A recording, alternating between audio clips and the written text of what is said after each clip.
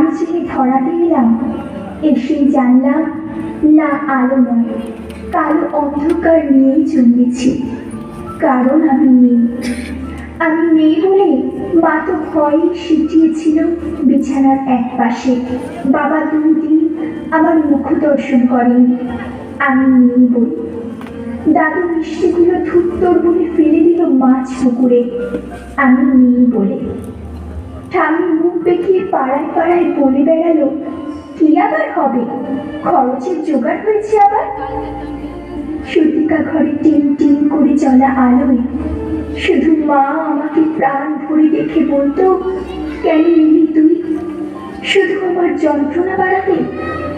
জানিস না, এরা ছেলে চায়, ছেলে, বংশের প্রদীপ, আত্মমর্যাদার প্রতি। দেখছিস না ঘরে কেমন কালবৈশাখীর মতো গুরু গম্ভীর মেঘ, কেমন অসহায় নিস্তব্ধতা। তোকে বড় হয়তো হতে দেবে, কিন্তু মানুষ হতে দেবে না।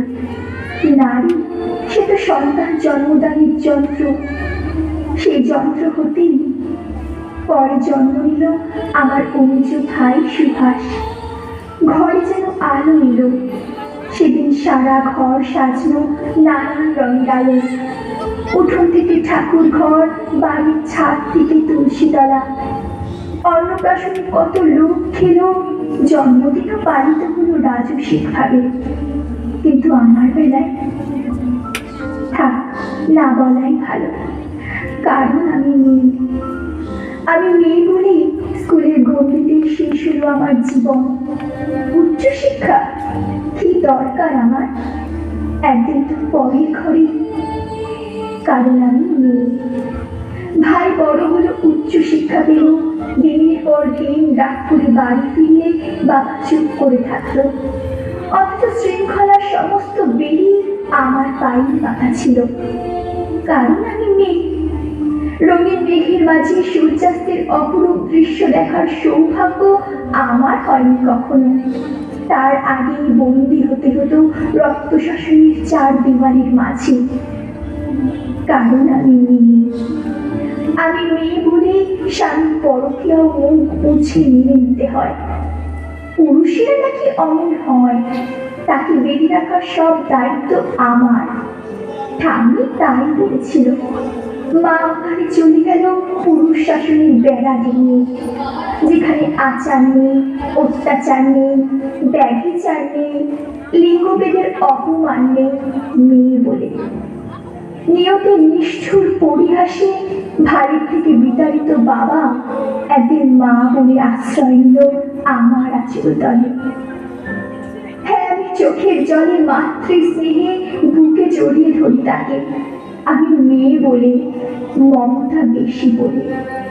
অথচ সেই প্রাগৈতিহাসিক যুগ থেকে যুগান্তরের কঠিন পথ হেঁটে আমি জেনে এসেছি আলো। আমার গর্ভ থেকে জন্ম নিয়েছে লিঙ্কন, আমার গর্ভ থেকে জন্ম নিয়েছে বিদ্যাসাগর, আমার গর্ভ থেকে জন্ম নিয়েছে সুভাষচন্দ্র, আইনস্টাইন, রামমোহনেরা। অথচ বারবার আমাকে পুড়ে মরে সতী হতে হয়েছে সতীদাহে, কারণ আমি মেয়ে। সতী করার বাসনাটা আজ হয়তো নেই, কিন্তু দহনটা আজও আছে অন্যভাবে, অন্য রূপে।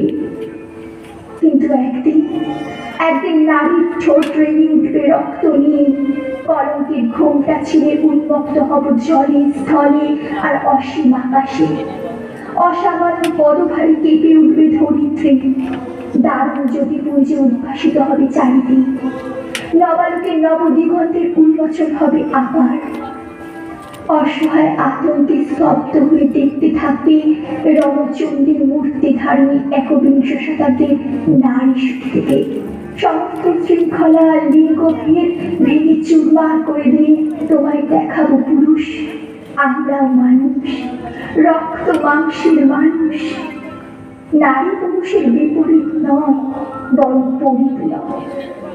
আমি ছাড়া তুমি অসম্পূর্ণ, এ জগৎ অসম্পূর্ণ, সম্পূর্ণ রূপে অসম্পূর্ণ।